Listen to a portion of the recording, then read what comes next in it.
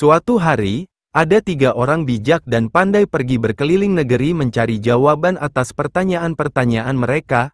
Ketiga orang tersebut sangat terkenal pintar akan tetapi juga licik.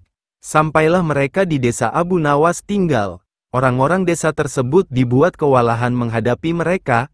Akhirnya para penduduk bersepakat untuk menyerahkan permasalahan tersebut pada Abu Nawas untuk menghadapi kepintaran dan kelicikan ketiga orang tersebut. Kali ini kepandaian Abu Nawas diuji oleh 3 orang bijak. Mereka menentang Abu Nawas menjawab pertanyaan yang mereka ajukan dengan benar. Mereka sepakat menentukan hari untuk menggelar tantangan tersebut di sebuah lapangan dan ditonton oleh seluruh penduduk desa. Hari yang ditunggu-tunggu telah tiba. Penduduk desa berbondong-bondong menuju lapangan untuk menyaksikan kepandaian Abu Nawas menghadapi 3 orang bijak yang menantangnya. Acara sudah dimulai. Sebagai tamu, ketiga orang bijak itu diberi kehormatan untuk mengutarakan pendapatnya kepada Abu Nawas. Sebagai rasa hormat kami, maka kalian bertiga terlebih dahulu diberi kesempatan untuk mengutarakan pertanyaan kepada Abu Nawas, kata kepala desa. Mendapat kesempatan tersebut, ketiga orang itu merasa sangat senang. Orang bijak pertama bertanya kepada Abu Nawas, "Di mana sebenarnya pusat bumi ini, wahai Abu Nawas yang tolol?" Tanyanya dengan sombong melecehkan Abu Nawas. "Tepat di bawah telapak kaki saya, saudara yang budiman," jawab Abu Nawas merendah diri. Orang bijak kedua tidak terima dengan jawaban Abu Nawas. Ia langsung berkata dengan keras, "Bagaimana saudara bisa membuktikan hal itu?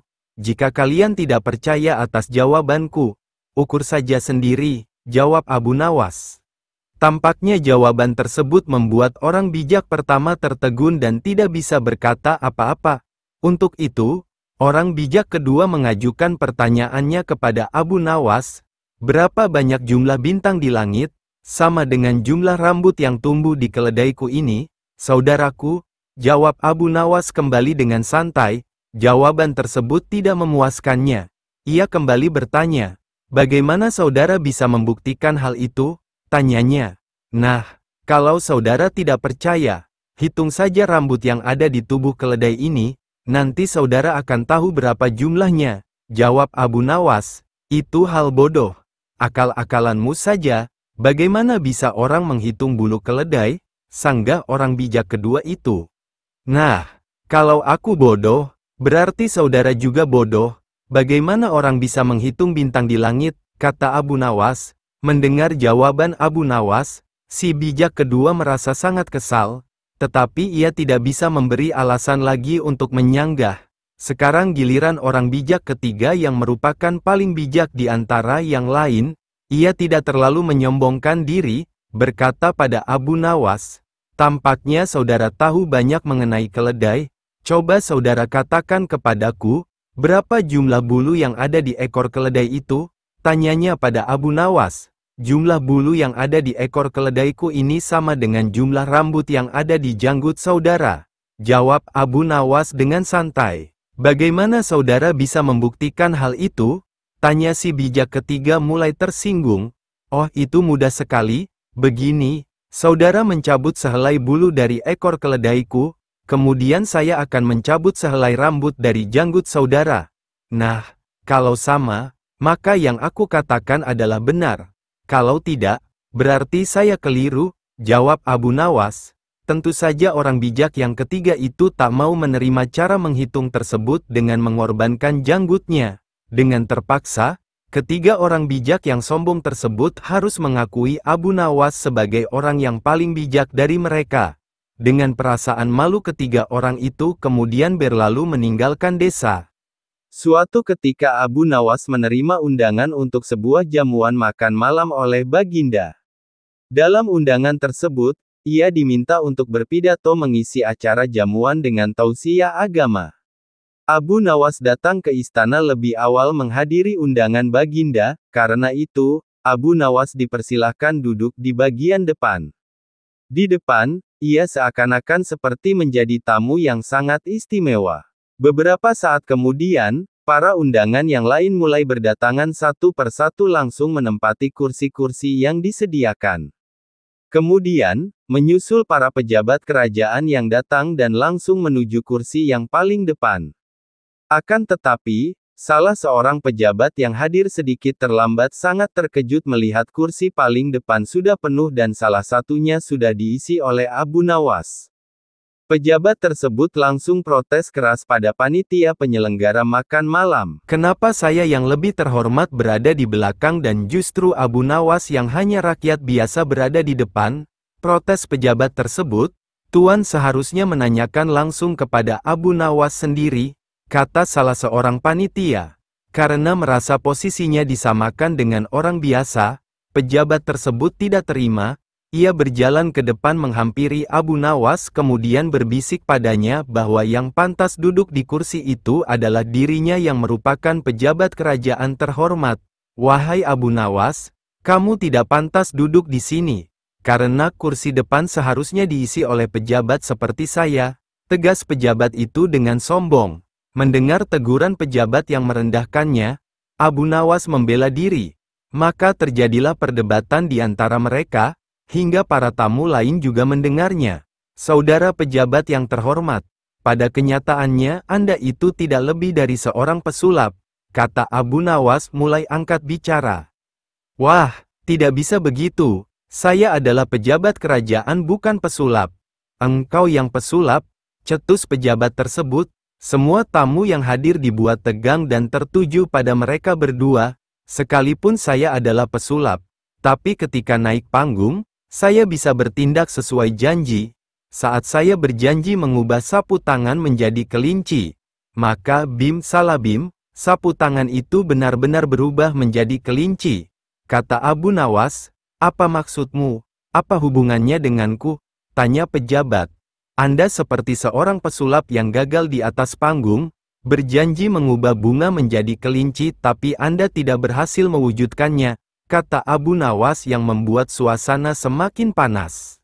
Apa maksudmu? Tanya pejabat itu marah. Sebelum menjadi pejabat Anda berjanji akan merubah nasib rakyat kecil menjadi lebih baik. Tapi, setelah menjadi pejabat, keadaan rakyat kecil sama saja seperti sebelum Anda menjadi penjabat. Jelas Abu Nawas, wajah pejabat tersebut menjadi merah. Ia diam terdunduk dipermalukan Abu Nawas di depan para tamu yang hadir. Abu Nawas kembali bertanya padanya. Nah, kalau begitu, mana yang lebih pantas duduk di sini? Tanya Abu Nawas kembali. Pejabat tersebut tidak menjawab pertanyaan Abu Nawas. Dengan perasaan kesal dan malu pejabat itu langsung beranjak meninggalkan Abu Nawas dan duduk di belakang. Pada suatu hari Abu Nawas yang sedang bersantai beranda rumah bersama istrinya tiba-tiba didatangi oleh beberapa pengawal kerajaan. Para pengawal tersebut diperintahkan Baginda untuk menghadirkan Abu Nawas menghadap ke istana. Mendengar titah Baginda, Abu Nawas pun segera bergegas menuju istana bersama para pengawal itu. Sesampainya di istana untuk menghadap, Baginda langsung berkata, Wahai Abu Nawas, saat ini aku sangat membutuhkan bantuanmu menyelesaikan sebuah masalah, kata Baginda. Ampun Baginda, apa yang bisa hamba bantu? Tanya Abu Nawas. Baginda lalu mulai bercerita kepada Abu Nawas. Baginda mengatakan jika ia telah mendapat laporan tentang seorang saudagar kaya di negeri itu yang kikir dan menolak membayar zakat. Mendengar cerita Baginda, Abu Nawas lalu memberi usul, mengapa Baginda tidak panggil saja dia ke istana, lalu masukkan dia ke penjara? Tanya Abu Nawas, sebenarnya bisa saja aku berbuat demikian. Namun jika ada cara yang lebih halus untuk menyadarkannya kenapa harus menghukumnya? Karena bagaimanapun dahulu sebelum menjadi saudagar ia adalah seorang yang sangat rajin bersedekah dan membayar zakat, kata Baginda. Jadi Abu Nawas, adakah cara lain yang lebih halus darimu agar ia segera tersadar? Tanya Baginda. Jika begitu, hamba minta waktu 3 hari untuk memikirkan jalan keluarnya wahai Baginda. Kata Abu Nawas. Baginda lalu memberi Abu Nawas waktu selama 3 hari. Sekembalinya Abu Nawas dari istana, ia mulai memutar otak mencari jalan keluarnya. Secara pribadi Abu Nawas sangat menginginkan saudagar kaya itu dipenjara karena saudagar tersebut memang terkenal akan pelitnya dan enggan membayar zakat dan banyak orang yang membencinya. Tetapi karena tugas itu merupakan perintah dari Baginda, mau tidak mau Abu Nawas harus menemukan cara untuk menyadarkan saudagar tersebut. Kini tibalah pada hari ketiga. Pagi itu Abu Nawas yang memang sudah menemukan cara segera bergegas menuju istana untuk menyampaikan idenya pada Baginda. Begitu menghadap, Baginda langsung bertanya padanya. Bagaimana Abu Nawas? Apa kau sudah menemukan cara? Tanya Raja. Sudah Baginda, sudah ditemukan caranya. Cuma, Baginda juga harus ikut dengan hamba untuk menjadi pengemis dan mengemis di rumah saudagar itu. Nanti di sana hamba yang akan menyelesaikan masalah tersebut. Apakah Baginda bersedia? Tanya Abu Nawas. Awalnya Baginda merasa ragu pada ajakan Abu Nawas. Tapi demi menyadarkan saudagar itu, akhirnya Baginda pun bersedia, dengan memakai pakaian layaknya pengemis. Abu Nawas dan Baginda Raja pergi meluncur ke rumahnya saudagar pelit itu. Mereka terus mengawasi sampai saudagar tersebut ada di rumahnya. Setelah beberapa saat menunggu, terlihatlah saudagar itu sedang duduk bersantai di beranda rumahnya. Abu Nawas dan Baginda segera saja menghampiri dan mengucapkan salam menyapa saudagar itu. Apakah Tuan mempunyai uang receh? Tanya Abu Nawas. Tidak ada, jawab Tuan Kabul. Kalau begitu, apakah Tuan punya pecahan roti kering, sekedar untuk mengganjal perut kami? Tanya Abu Nawas. Tidak ada, kata saudagar. Kalau begitu, bolehkah kami minta segelas air saja? Adakah Tuan? Tanya Abu Nawas kembali. Sudah aku bilang dari tadi aku tidak punya apa-apa, kata saudagar yang mulai jengkel. Abu Nawas pun langsung mengeluarkan olah kata ajaibnya. Kalau Tuan tidak punya apa-apa, mengapa Tuan tidak jadi pengemis seperti kami saja? Kata Abu Nawas. Wajah Tuan Kabul terlihat tidak karuan, antara maran, kesal, tersinggung, sedih bercampur aduk. Saudagar itu pun terdiam teringat akan masa lalunya yang terbilang miskin tapi ia rajin bersedekah. Tapi sekarang dengan kehidupan yang lebih baik, ia malah menjadi kikir. Seketika itu Tuan saudagar itu meneteskan air mata menyadari sifat kikirnya selama ini. Baginda pun tiba-tiba berkata, "Bagaimana, apakah memilih menjadi orang kaya atau orang yang miskin?"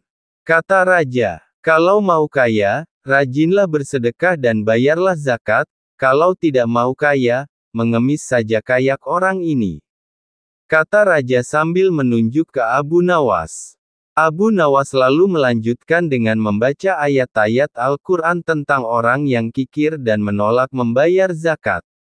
Dalam kesedihannya, Tuan saudagar merasa sangat terkejut mengetahui jika salah seorang pengemis di depannya adalah Baginda Raja. Mulai saat itulah saudagar itu mulai berubah menjadi orang yang baik dan dermawan, dan pastinya ia rajin membayar zakat. Suatu hari datanglah 3 orang dari desa menghadap Baginda Raja Harun ar-Rasyid di istana. Mereka datang untuk mencari pembenaran pada masalah yang mereka hadapi bersama. Begitu sampai di istana, mereka langsung menghadap Baginda yang ketika itu sedang bersama pembesar-pembesar kerajaan. Salah satu dari mereka berkata, "Ampun beribu ampun tuanku. Kedatangan kami ke sini tidak lain hanyalah untuk meminta penyelesaian tentang persoalan yang sedang melilit kami bertiga." Kata salah seorang dari mereka yang bernama Ahmad. "Baiklah, ceritakan apa persoalan kalian?" Tanya Baginda. "Begini Baginda, saya, Ahmad, mempunyai 2 ekor kambing betina, Zulfikar mempunyai seekor kambing jantan, sedangkan Zubair tidak mempunyai kambing. Karena itulah Zubair yang setiap hari harus bekerja menggembalakan kambing. Apabila ketiga kambing itu beranak pinak, maka pembagian keuntungannya juga telah kami sepakati, yakni saya mendapat separuh dari jumlah kambing, Zulfikar memperoleh sepertiga dari jumlah kambing, sedangkan Zubair yang menggembala dan merawat yang mendapat bagian seperdelapannya. Jelas Ahmad. Lantas apakah kambing itu sekarang telah beranak pinak? Tanya Baginda. Benar Baginda, ketiga kambing itu sekarang sudah berjumlah menjadi 23 ekor. Karena itu, kami sekarang ingin membaginya sesuai dengan kesepakatan kami dulu. Tapi ternyata kami kesulitan untuk membaginya. Karena itulah kami ke sini ingin memohon pertolongan Baginda. Terang Ahmad. Membagi 23 ekor kambing sesuai perjanjian tentu tidak mudah. Bayangkan, bila Ahmad memperoleh pembagian separuh dari kambing-kambing itu, maka Ahmad sebenarnya mendapat bagian 11 ekor lebih setengah kambing. Sedangkan Zulfikar memperoleh pembagian sepertiga seharusnya mendapatkan 7 ekor lebih 2/3 kambing. Sementara Zubair mendapatkan seperdelapannya yang berarti 2 ekor kambing lebih 7/8 kambing. Baginda Raja tampaknya berusaha berpikir keras untuk memecahkan persoalan tersebut. Bahkan para pejabat yang hadir di tempat tersebut juga tak sanggup memecahkan masalah tersebut. Karena orang yang hadir di tempat tersebut tak ada yang bisa memecahkan masalah itu. Akhirnya Baginda terpikir untuk mengundang Abu Nawas dengan kecerdasannya menyelesaikan banyak persoalan. Atas perintah Raja, sampailah Abu Nawas di istana. Baginda kemudian memerintahkan Ahmad untuk menceritakan semua persoalan rumit yang mereka hadapi kepada Abu Nawas. Wah, itu masalah kecil, Baginda, insya Allah saya bisa membantu mencarikan jalan keluarnya. Kata Abu Nawas, tolong bawakan kambing itu masuk semuanya, pinta Abu Nawas. Setelah ke-23 ekor kambing tersebut dituntun masuk istana, Abu Nawas lalu menghitung kembali jumlah kambing tersebut. Sesudah kambing itu dihitung dan benar jumlahnya 23, Abu Nawas mulai berpikir keras mencari solusi dari masalah yang cukup rumit tersebut. Tidak lama kemudian Abu Nawas kembali berkata, "Izinkan saya meminjam kambing Baginda, seekor saja," pinta Abu Nawas. "Nah, sekarang saatnya saya akan membagi kambing tersebut sesuai dengan porsi kalian saat perjanjian," kata Abu Nawas setelah menambahkan skor kambing milik Baginda Raja. "Nah, sekarang saatnya saya akan membagi kambing tersebut sesuai dengan porsi kalian saat perjanjian," kata Abu Nawas setelah menambahkan skor kambing milik Baginda Raja. "Ahmad yang berhak memperoleh separuh kambing, maka boleh mengambil 12 ekor. Sedangkan engkau Zulfikar yang memperoleh bagian sepertiganya, maka boleh mengambil 8 ekor. Perintah Abu Nawas. Terakhir Zubair yang memperoleh bagian seperdelapannya, maka engkau berhak mengambil bagian 3 ekor kambing.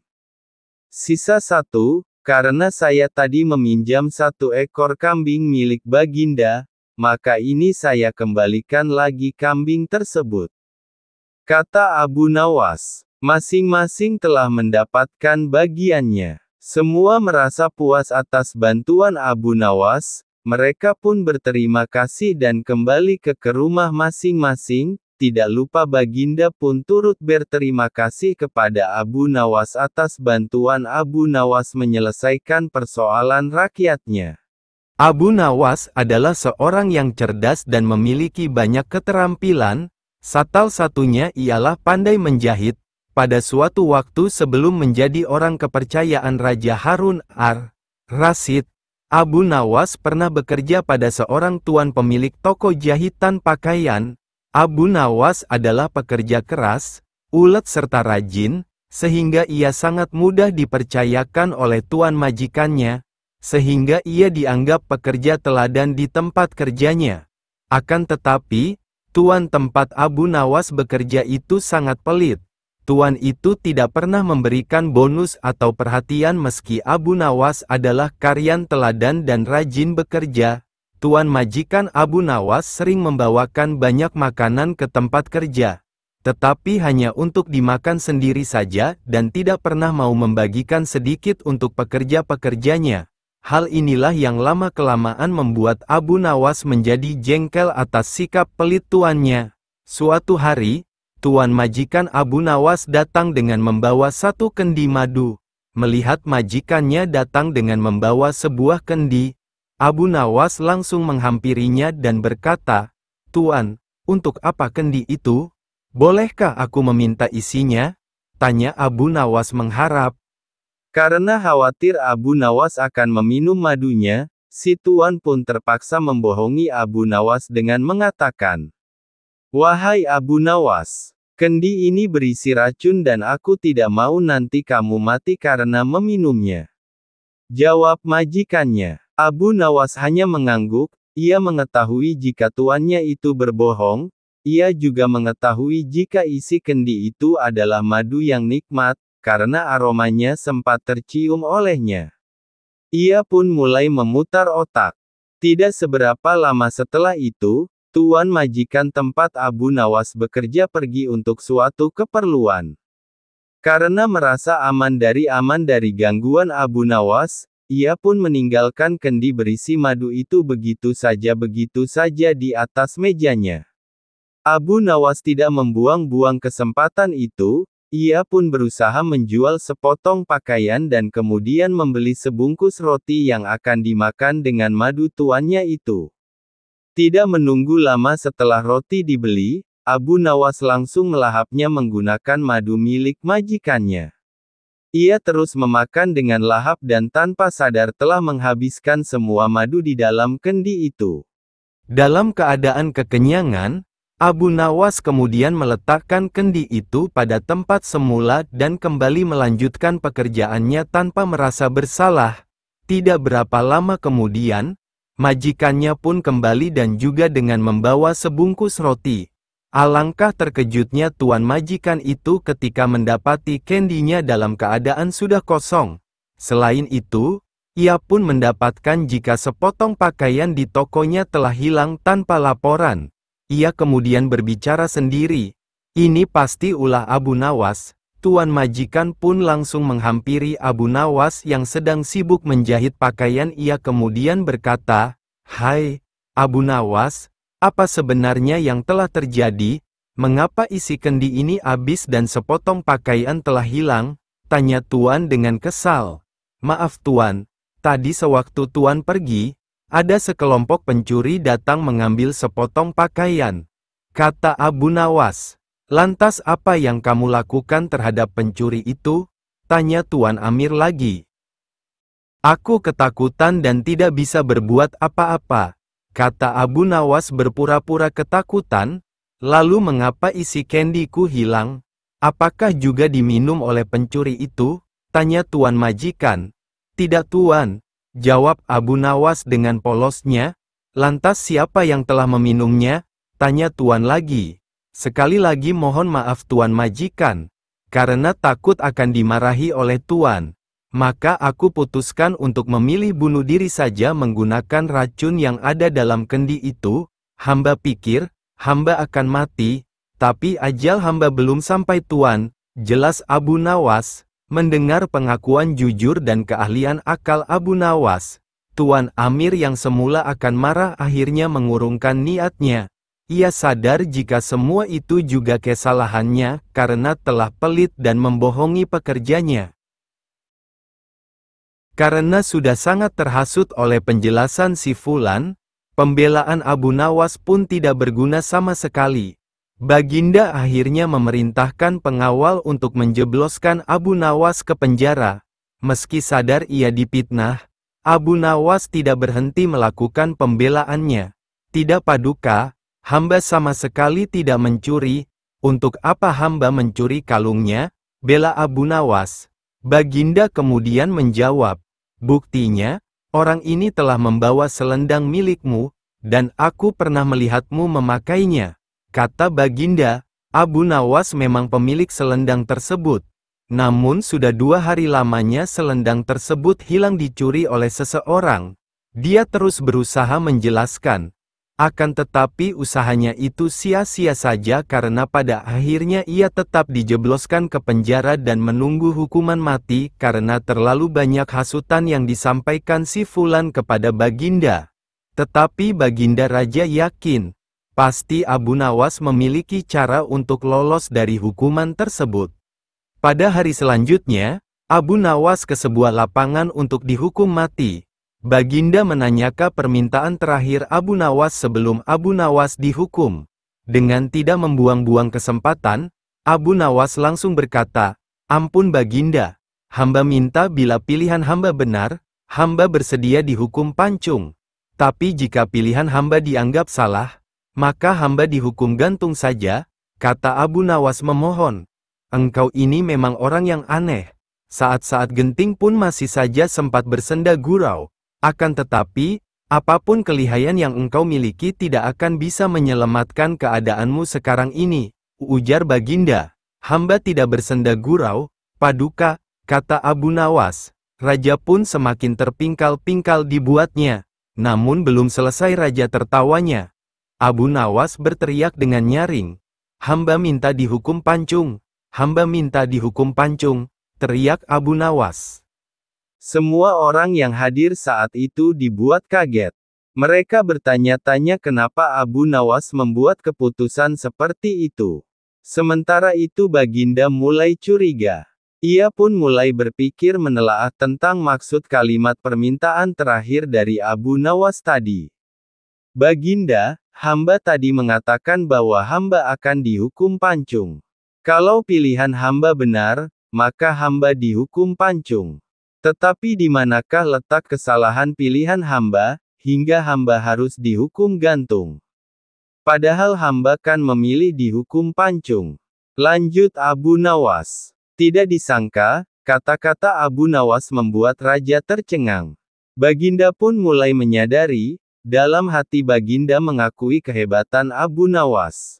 Hukuman Abu Nawas pun ditangguhkan mulai saat itu sampai penyelidikan lebih lanjut. Setelah diusut, beberapa hari kemudian barulah diketahui jika Abu Nawas telah difitnah oleh si Fulan. Abu Nawas dilepaskan dari penjara sedang si Fulan pun ditangkap dan dipenjara untuk waktu yang lama. Suatu hari, Abu Nawas bertemu seorang pengemis laki-laki. Pengemis itu meminta makanan karena sudah lama tidak makan. Namun, Abu Nawas tidak memberikannya tetapi ia mengajukan beberapa pertanyaan kepada pengemis itu. "Kenapa engkau mengemis? Apa engkau tidak mempunyai pekerjaan?" tanya Abu Nawas. "Maaf Tuan, saya sudah lama mencari pekerjaan, tapi belum juga ada yang mau menerima saya bekerja," jawab pengemis itu.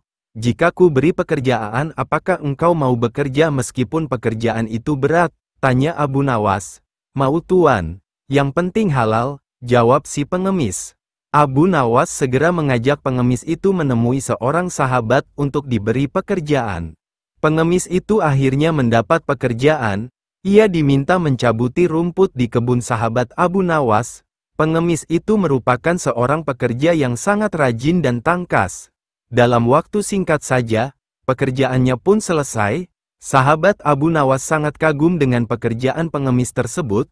Ia pun berpikir untuk memberikan pekerjaan yang lebih serius untuk pengemis tersebut. Ia memberi pekerjaan baru untuk pengemis tersebut. Pekerjaan memisahkan satu keranjang kurma menjadi 3 bagian. Akan tetapi ia lupa menjelaskan kepada pengemis tersebut apa yang harus dilakukan, yaitu memisahkan kurma bagus, kurang bagus dan kurma yang busuk. Ia hanya memberikan satu keranjang besar penuh kurma dan 3 keranjang kecil yang kosong, lalu pergi meninggalkan pengemis tersebut. Keesokan harinya, Abu Nawas datang ke rumah sahabatnya untuk menanyakan kabar dari pengemis tersebut. Ia pun menjelaskan bahwa pengemis itu sangat rajin dan terampil mencabut rumput di kebun sehingga dirinya menyimpulkan bahwa pengemis itu adalah pekerja yang baik. Maka dari itu ia memberikan pekerjaan yang lebih serius kepadanya. "Sekarang dia bekerja apa?" tanya Abu Nawas. "Tadi malam saya suruh untuk memisahkan kurma-kurma menjadi 3 bagian. Mari kita ke sana untuk melihatnya, tentu sudah selesai pekerjaannya itu," kata sahabat. Tidak lama kemudian, keduanya pun sangat kaget ketika melihat pengemis itu tidur dengan pulas, sedang pekerjaan yang diperintahkan sama sekali tidak dikerjakan. Sahabat Abu Nawas merasa kesal dan segera membangunkan si pengemis tersebut. "Kenapa engkau tidak menyelesaikan pekerjaanmu yang semalam?"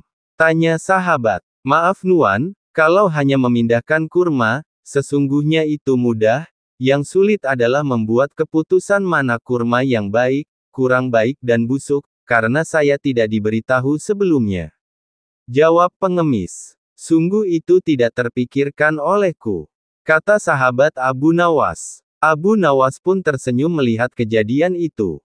Ia pun menegur sahabatnya karena hanya bisa memberikan tugas saja, tapi tidak memberi penjelasan dengan baik.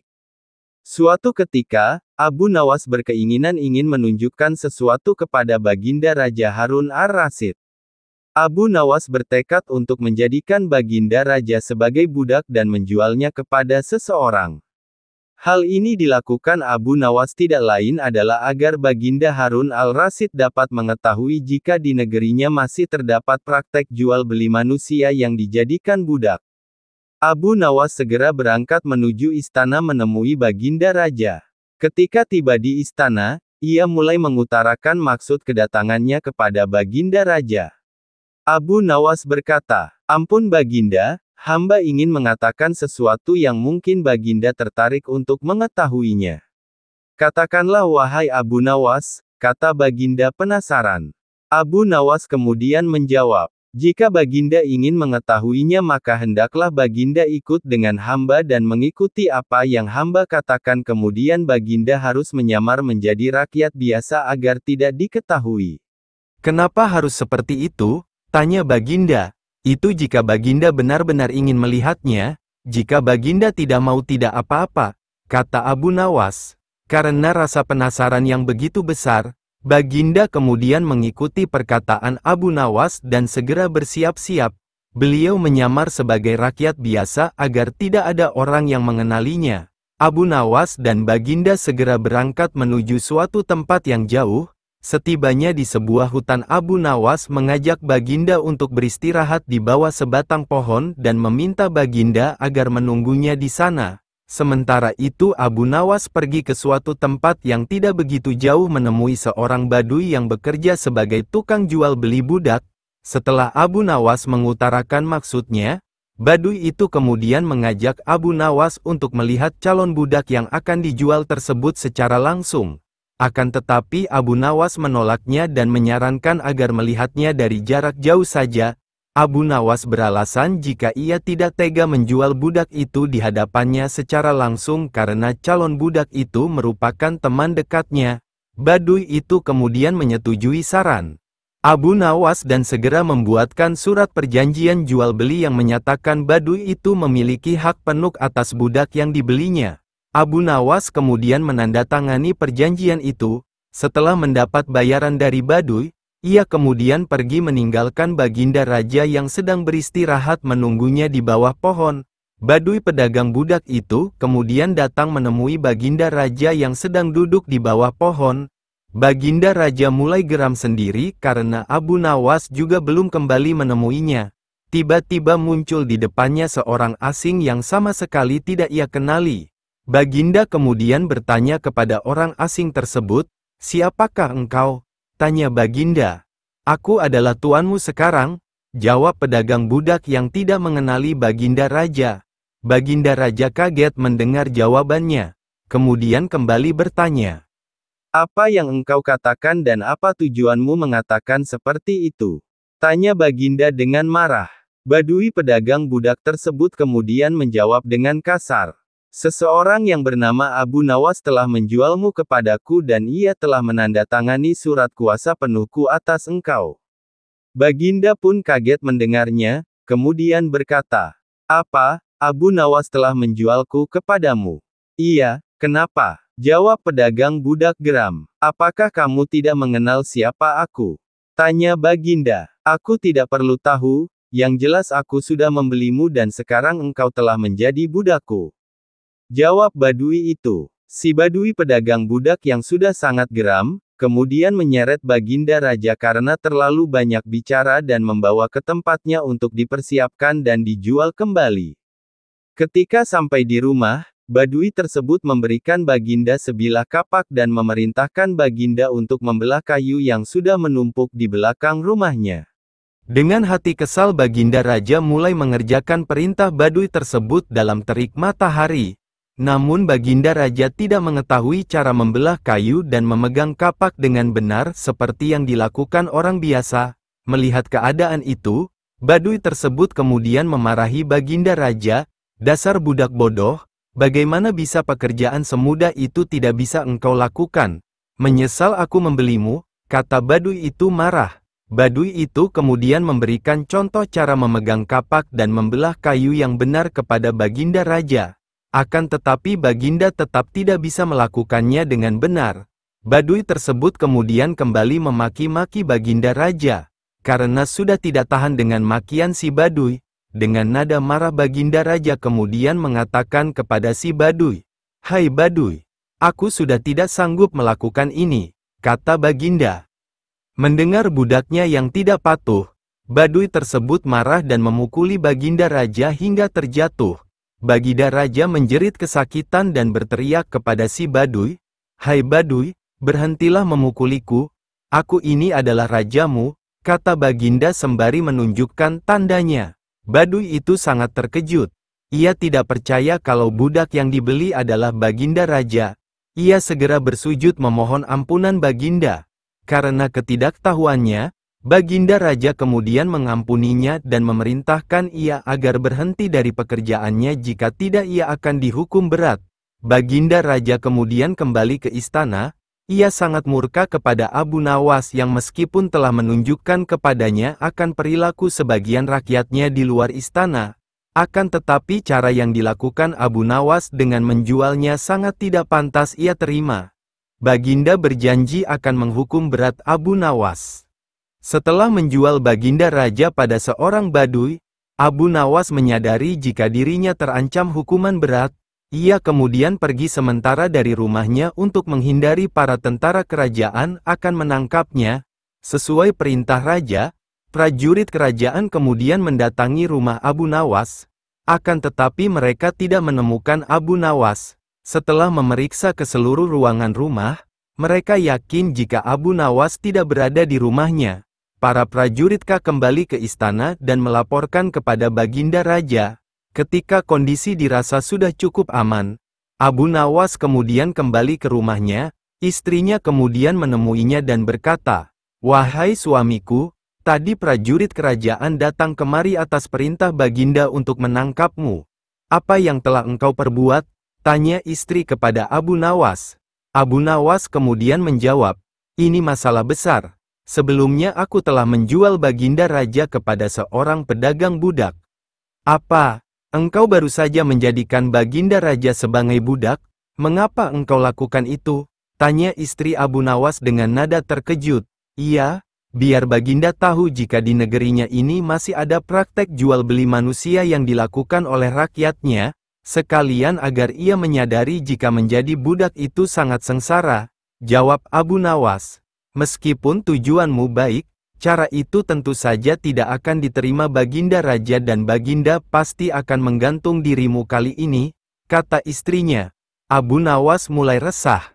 Hanya ada satu cara untuk melepaskan diri jeratan hukuman Baginda Raja Harun al-Rasyid pikirnya. Cara tersebut tidaklah semudah seperti yang biasa ia lakukan. Setelah lelah berpikir, Abu Nawas kemudian melaksanakan salat 2 rakaat. Selesai salat Abu Nawas segera melaksanakan rencananya yang sudah disusun bersama istrinya. Sebelumnya ia berpesan kepada istrinya jika Baginda Raja bertanya tentangnya kepada sang istri hendaklah ia menjawab seperti yang telah dipesankan kepadanya. Beberapa saat kemudian istri Abu Nawas berteriak histeris meronta-ronta. Tetangga yang mendengar beramai-ramai langsung mendatangi rumah Abu Nawas. Mereka kemudian bertanya kepada istri Abu Nawas, "Apa yang terjadi?" "Suamiku meninggal," jawab istri Abu Nawas sambil kembali menangis histeris. Para tetangga sangat terkejut dan juga ada yang ikut menangis histeris karena begitu menyukai Abu Nawas. Kabar tentang kematian Abu Nawas dengan cepat menyebar hingga ke istana. Baginda yang mendengar kabar itu merasa tidak percaya seseorang seperti Abu Nawas telah meninggal dunia, padahal ia baru saja ingin menangkapnya. Baginda Raja bersama para pengawal istana dan tabib istana langsung menuju ke rumah Abu Nawas untuk memastikan kematiannya. Sesampai di rumah Abu Nawas, tabib istana langsung memeriksa keadaan Abu Nawas. Selesai memeriksa kemudian tabib memastikan kepada Baginda jika Abu Nawas benar-benar telah meninggal dunia. Baginda Raja kemudian menangis terseduh-seduh setelah mendengar penjelasan tabib dan melihat tubuh Abu Nawas yang terbujur kaku. Karena meskipun seorang yang jahil, Abu Nawas adalah seorang sahabat yang sering memberikan saran-saran baik kepadanya meski dengan caranya sendiri. Baginda kemudian bertanya kepada istri Abu Nawas, "Adakah pesan terakhir Abu Nawas untukku?" "Ada Baginda, suami hamba berpesan agar Baginda Sudi kiranya dapat mengampuni segala dosa dan kesalahannya yang telah ia lakukan kepada Baginda dunia dan akhirat. Ia juga berpesan jika Baginda benar-benar tulus memaafkannya hendaklah Sudi kiranya rakyat yang menjadi saksi." Jawab istri Abu Nawas, "Jika itu permintaan Abu Nawas, maka akan aku penuhi dengan baik." Kata Baginda menyanggupi. Setelah dimandikan dan dikafani, jasad Abu Nawas yang telah dikerendakan kemudian dibawa ke sebuah lapangan yang besar yang dihadiri oleh rakyat yang banyak. Ketika sampai di sana, Baginda Raja kemudian berpidato di hadapan rakyatnya. "Wahai rakyatku, hari ini aku mengumumkan kepada kalian semua bahwasanya aku telah mengampuni dunia akhirat semua dosa yang telah diperbuat Abu Nawas kepadaku. Dari janjiku ini kalian semualah yang menjadi akan saksinya." Kata Baginda di hadapan rakyatnya. Baginda kemudian bertanya kepada istri Abu Nawas, "Adakah pesan terakhir Abu Nawas untukku?" "Ada Baginda, suami hamba berpesan agar Baginda Sudi kiranya dapat mengampuni segala dosa dan kesalahannya yang telah ia lakukan kepada Baginda dunia dan akhirat. Ia juga berpesan jika Baginda benar-benar tulus memaafkannya hendaklah Sudi kiranya rakyat yang menjadi saksi." Jawab istri Abu Nawas, "Jika itu permintaan Abu Nawas, maka akan aku penuhi dengan baik." Kata Baginda menyanggupi. Setelah dimandikan dan dikafani, jasad Abu Nawas yang telah dikerendakan kemudian dibawa ke sebuah lapangan yang besar yang dihadiri oleh rakyat yang banyak. Ketika sampai di sana, Baginda Raja kemudian berpidato di hadapan rakyatnya. "Wahai rakyatku, hari ini aku mengumumkan kepada kalian semua bahwasanya aku telah mengampuni dunia akhirat semua dosa yang telah diperbuat Abu Nawas kepadaku. Dari janjiku ini kalian semualah yang menjadi akan saksinya." Kata Baginda di hadapan rakyatnya. Setelah Baginda selesai berpidato, tiba-tiba dari dalam kerenda terdengar suara orang berteriak mengucapkan kata, "Alhamdulillah." Sontak, orang-orang yang berada di sana berlari kocar-kacir ketakutan. Apalagi setelah berucap, Abu Nawas yang dinyatakan telah mati kemudian bangkit kembali dari dalam kerenda. Abu Nawas kemudian langsung berjalan melompat-lompat mendekati Baginda Raja dengan tubuhnya yang masih terbalut kain kafan. Baginda Raja merasa ketakutan dan berkata dengan nada yang bergetar kepada Abu Nawas, "Bukankah engkau sudah mati, dan apakah engkau hidup lagi?" Tanya Baginda dengan nada ketakutan. "Hamba masih hidup Baginda dan tidak jadi mati tuanku. Terima kasih karena Baginda telah memaafkan semua kesalahan hamba pada Baginda." Kata Abu Nawas tersenyum, "Jadi kau tidak mati?" Tanya Baginda kembali. Abu Nawas menggelengkan kepalanya. "Kurang hajar, kau berani mempermainkanku. Ilmu apa yang engkau pakai?" Tanya Baginda dengan kesal tapi penasaran. "Ini adalah ilmu yang hamba dapatkan dari seorang maha guru hamba." Jawab Abu Nawas. "Ajarkan ilmu itu kepadaku," pinta Baginda. "Tidak mungkin Baginda, hanya seorang maha guru yang bisa mengajari kepada orang lain, sedang hamba tidak diajarkan cara untuk mengajarkan kepada orang lain." Kata Abu Nawas, "Baiklah jika engkau tidak mau mengajari, aku akan mencari maha guru itu dan belajar kepadanya." Kata Baginda, Sungguh disayangkan sekali wahai Baginda, Maha Guru itu sudah benar-benar meninggal dunia, tidak sepertiku yang bisa hidup lagi. Kata Abu Nawas, dasar kau Abu Nawas, gerutu Baginda kesal. Setelah itu Baginda dan semua orang yang hadir membubarkan diri. Abu Nawas kembali ke rumahnya dan hidup tenang terhindar dari hukuman berat Baginda. Pada zaman dahulu orang berpikir dengan cara yang amat sederhana. Dan karena kesederhanaan berpikir ini seorang pencuri yang telah berhasil menggondol 100 keping lebih uang emas milik seorang saudagar kaya tidak sudi menyerah. Hakim telah berusaha keras dengan berbagai cara tetapi tidak berhasil menemukan pencurinya.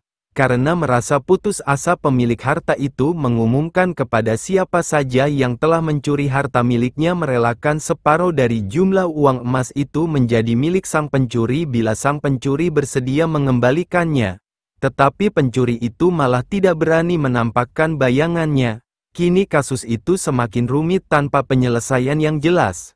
Maksud baik saudagar kaya itu tidak mendapat tanggapan-tanggapan yang sepantasnya dari sang pencuri. Maka tidak bisa disalahkan jika saudagar itu mengadakan sayembara yang berisi barang siapa yang berhasil menemukan pencuri uang emasnya, ia berhak sepenuhnya memiliki harta yang dicuri. Tidak sedikit orang yang mencoba tetapi semuanya kandas.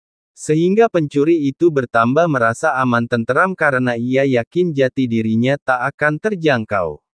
Yang lebih menjengkelkan adalah ia berpura-pura mengikuti sayembara. Tidak berlebihan bila dikatakan bahwa menghadapi orang seperti ini bagaikan menghadapi jin.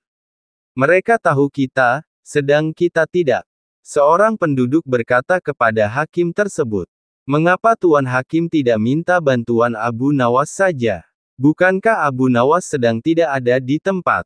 Kata hakim itu balik bertanya, "Kemana dia?" Tanya orang itu. "Ke Damaskus," jawab hakim.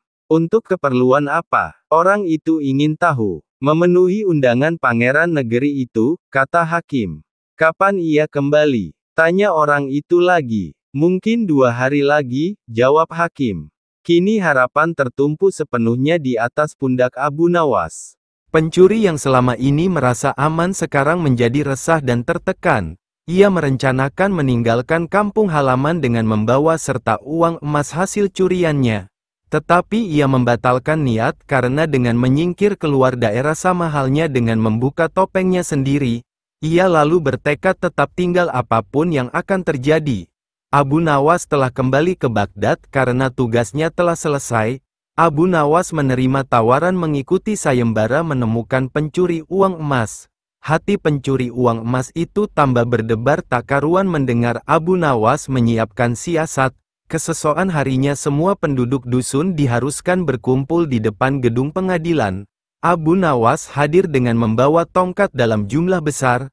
Tongkat-tongkat itu mempunyai ukuran yang sama panjang. Tanpa berkata-kata Abu Nawas membagi-bagikan tongkat-tongkat yang dibawa dari rumahnya. Setelah masing-masing mendapat 1 tongkat, Abu Nawas berpidato, "Tongkat-tongkat itu telah aku mantrai. Besok pagi kalian harus menyerahkan kembali tongkat yang telah aku bagikan. Jangan khawatir, tongkat yang dipegang oleh pencuri selama ini menyembunyikan diri akan bertambah panjang 1 jari telunjuk. Sekarang pulanglah kalian." Orang-orang yang merasa tidak mencuri tentu tidak mempunyai pikiran apa-apa. Tetapi sebaliknya, si pencuri uang emas itu merasa ketakutan. Ia tidak bisa memejamkan mata walaupun malam semakin larut. Ia terus berpikir keras. Kemudian ia memutuskan memotong tongkatnya sepanjang 1 jari telunjuk. Dengan begitu tongkatnya akan tetap kelihatan seperti ukuran semula. Pagi hari orang mulai berkumpul di depan gedung pengadilan. Pencuri itu merasa tenang karena ia yakin tongkatnya tidak akan bisa diketahui karena ia telah memotongnya sepanjang 1 jari telunjuk. Bukankah tongkat si pencuri akan bertambah panjang 1 jari telunjuk? Ia memuji kecerdikan diri sendiri karena ia ternyata akan bisa mengelabui Abu Nawas. Antrian panjang mulai terbentuk. Abu Nawas memeriksa tongkat yang dibagikan kemarin. Pada giliran si pencuri tiba, Abu Nawas segera mengetahui karena tongkat yang dibawanya bertambah pendek 1 jari telunjuk. Abu Nawas tahu pencuri itu pasti melakukan pemotongan pada tongkatnya karena ia takut tongkatnya bertambah panjang. Pencuri itu diadili dan dihukum sesuai dengan kesalahannya. 100 keping lebih uang emas kini berpindah ke tangan Abu Nawas. Tetapi Abu Nawas tetap bijaksana. Sebagian dari hadiah itu diserahkan kembali kepada keluarga si pencuri, sebagian lagi untuk orang-orang miskin dan sisanya untuk keluarga Abu Nawas sendiri.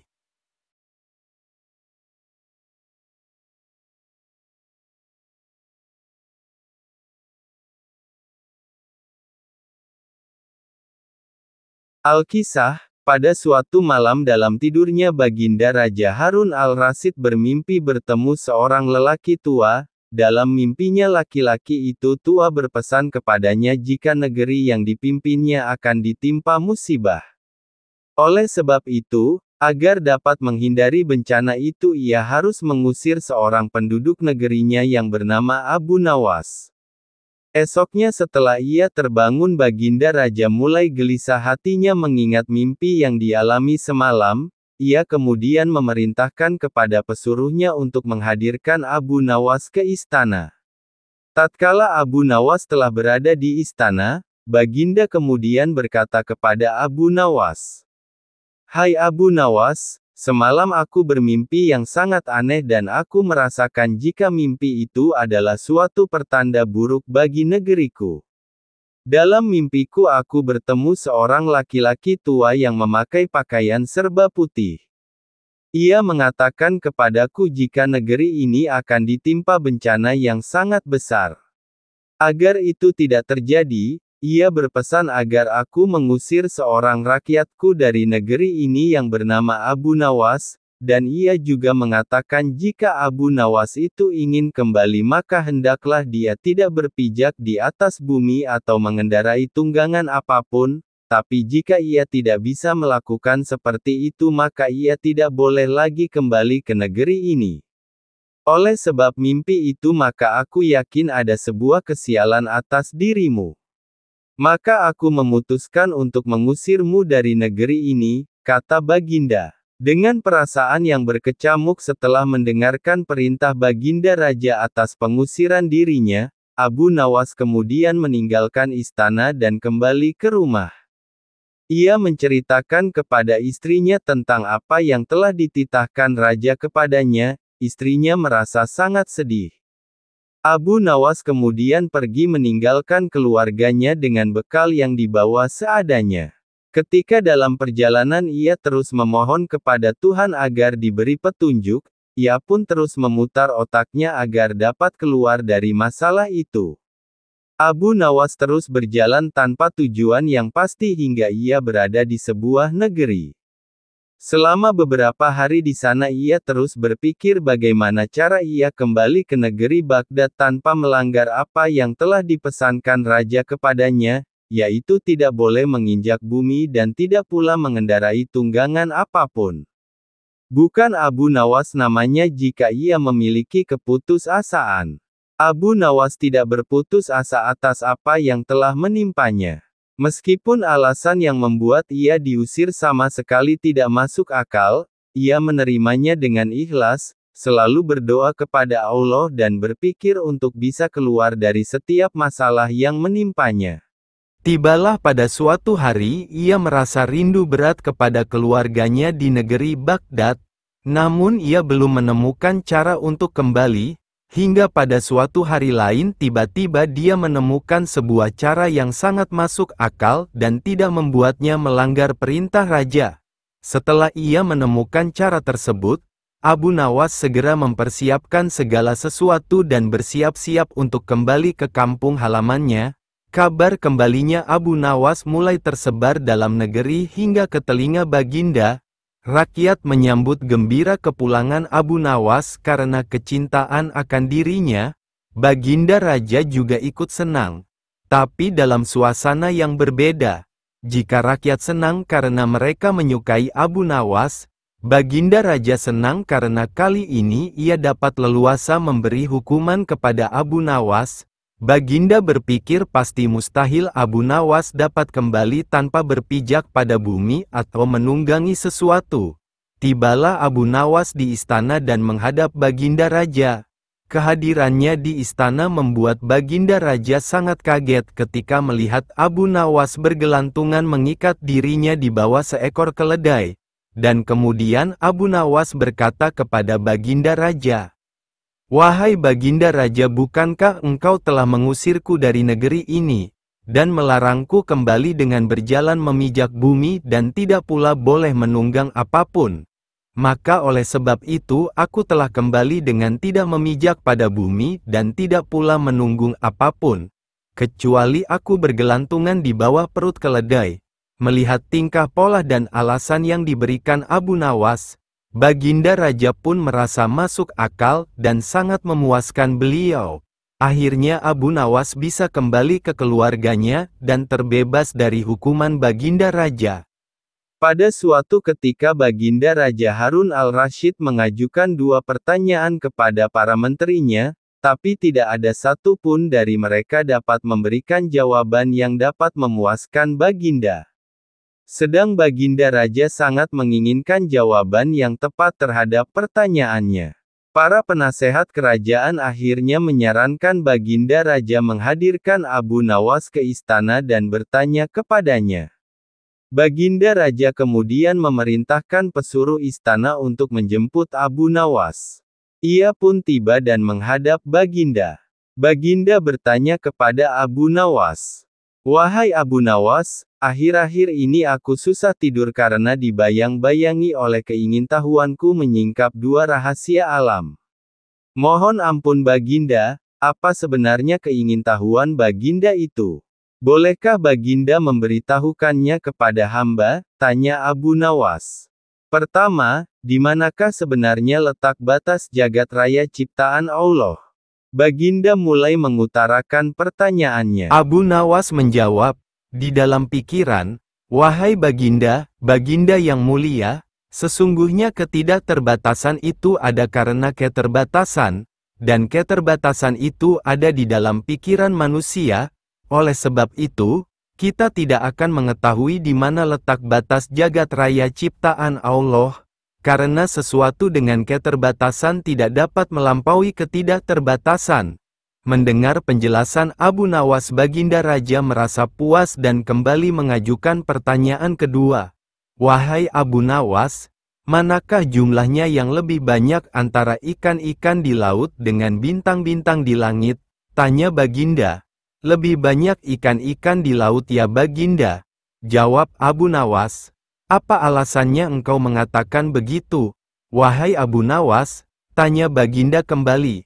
Abu Nawas kemudian menjawab, "Mohon maaf Baginda yang mulia, bukankah setiap hari kita menangkap ikan di laut bahkan dalam jumlah yang sangat besar, tapi ikan-ikan itu tetap saja tidak berkurang, sedang bintang-bintang di langit juga berjumlah banyak, tapi kita tidak pernah melihatnya rontok dan tetap pada tempatnya." Maka dengan telah terjawabnya kedua pertanyaan Baginda Raja itu, hilanglah rasa penasarannya. Abu Nawas kemudian diberikan hadiah atas jasanya.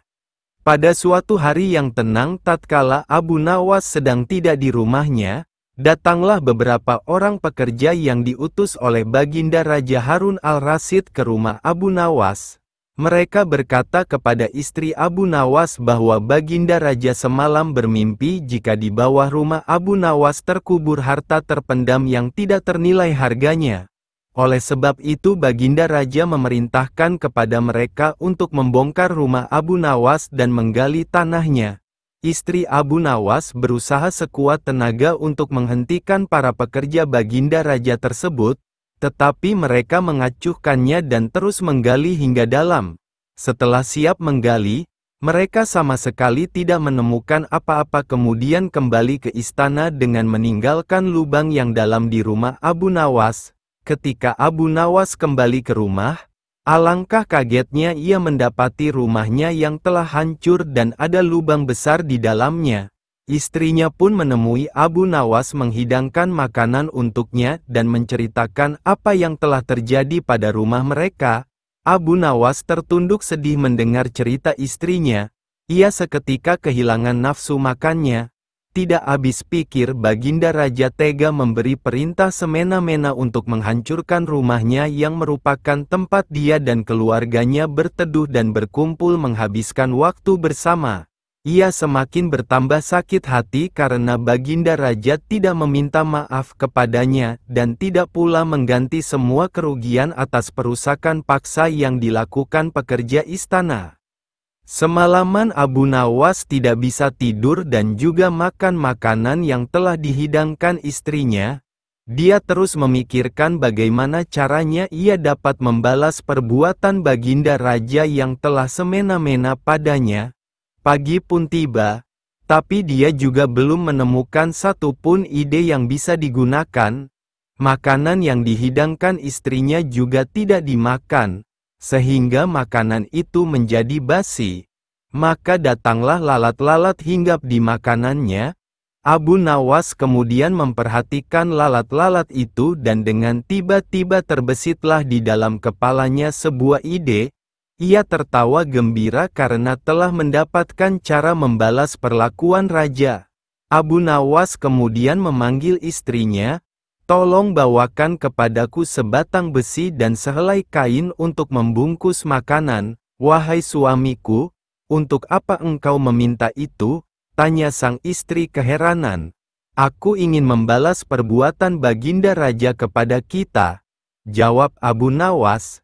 Ia kemudian membungkus makanannya dan segera pergi ke istana menemui Baginda Raja dengan membawa makanan yang telah dibungkus beserta lalat-lalat yang hinggap di dalamnya, juga sebuah besi pemukul.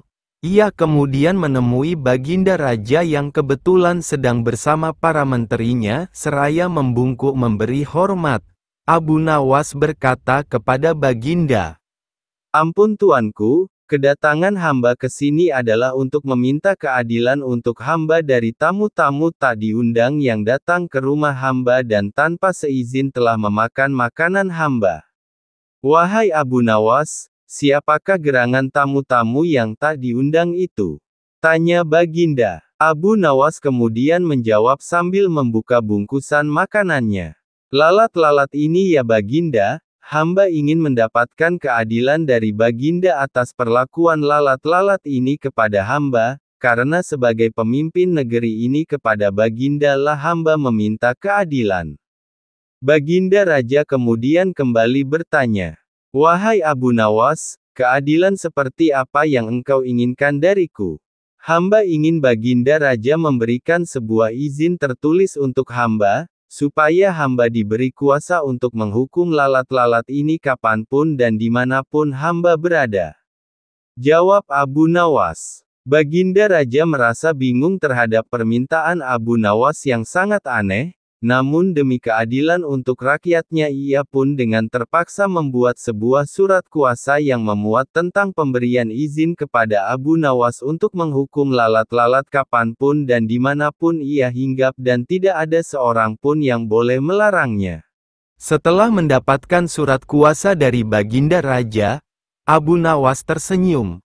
Tanpa menunggu lama ia langsung mengeluarkan sebuah besi pemukul yang telah dibawanya dari rumah, kemudian langsung memukul lalat-lalat yang ada di makanannya, lalu lalat-lalat terbang dan hinggap di mana-mana di kaca, di meja sampai di tempat makan Baginda Raja. Abu Nawas tidak peduli, terus memukul dimanapun lalat hinggap hingga seisi ruangan itu hancur berkeping-keping dibuatnya, semua perabotan dan barang-barang raja hancur. Baginda Raja dan pengawal istana tidak dapat melakukan apa-apa menyaksikan Abu Nawas menghancurkan semua benda-benda berharga di ruangan itu karena Abu Nawas telah mendapat izin tertulis dari beliau. Baginda sadar dan merasa malu kepada menteri-menterinya tentang apa yang telah dilakukan kepada rumah Abu Nawas dan keluarganya tanpa meminta maaf dan mengganti rugi. Setelah puas memporak-porandakan seisi ruangan Baginda Raja, Abu Nawas kemudian kembali ke rumah dan menceritakan kepada istrinya apa yang telah ia lakukan ketika menghadap Baginda Raja. Suatu hari ketika Abu Nawas menghabiskan waktunya di rumah tiba-tiba datang 3 orang pengawal istana ke rumahnya. Ketiga pengawal itu menemui Abu Nawas dan berkata jika mereka diperintahkan Baginda Raja untuk berak di tempat tidur Abu Nawas. Sontak Abu Nawas sangat marah mendengar penuturan mereka, tetapi ia tidak dapat mengelak dari perintah Baginda Raja. Abu Nawas kemudian berkata, jika itu adalah perintah Baginda, maka laksanakanlah jika kalian merasa mampu melaksanakannya. Kata Abu Nawas, tentu saja kami mampu melaksanakannya, jawab ketiga pengawal itu dengan enteng. Para pengawal tersebut segera naik ke tempat tidur Abu Nawas, kemudian bersiap-siap melaksanakan rencana kotor mereka. Abu Nawas meninggalkan kamarnya, dan kemudian kembali dengan membawa sebuah tongkat pemukul. Ketika mereka hendak melepaskan pakaian, tiba-tiba Abu Nawas muncul dan berkata kepada mereka, "Kalian kesini karena ingin melaksanakan perintah Baginda Raja?" "Betul," jawab pengawal serentak. "Jika begitu, aku akan mengawasi kalian," kata Abu Nawas. "Baginda Raja hanya memerintahkan kalian untuk berak di tempat tidurku, akan tetapi tidak mengatakan kalian harus kencing juga. Oleh sebab itu, jika kalian kencing aku akan memukul pantat kalian dan akan melaporkan kepada Baginda bahwa kalian tidak bisa menjalankan perintah," lanjut Abu Nawas. Mendengar perkataan Abu Nawas, wajah mereka menjadi ragu dan saling memandang satu sama lain. Para pengawal itu kemudian berkata kepada Abu Nawas, "Jika begitu, kami tidak akan sanggup menjalankan perintah Baginda Raja." Para pengawal kemudian membatalkan niatnya untuk berak di tempat tidur Abu Nawas. Kemudian datanglah seorang kepercayaan Baginda Raja menemui Abu Nawas. Ia berkata kepada Abu Nawas, "Wahai Abu Nawas, aku sudah tahu apa yang terjadi antara engkau dan ketiga pengawal ini. Aku diperintahkan Baginda untuk memberitahumu, jika ketiga pengawal ini dapat melaksanakan perintah Raja, maka mereka satu persatu akan mendapatkan hadiah dari Baginda. Tetapi jika mereka tidak berhasil, maka hadiah mereka akan jatuh ke tanganmu semuanya dan engkau boleh menghukum para pengawal ini." Abu Nawas langsung tersenyum mendengar penjelasan pesuruh Baginda Raja. Ia langsung memukul pantat ketiga orang itu. Para pengawal itu berteriak meminta ampun. Abu Nawas kemudian menuju istana untuk mengambil hadiahnya. Di sana Baginda Raja memang telah menunggunya karena ia yakin bahwa Abu Nawas bukanlah orang yang mudah dikalahkan akal pikirannya.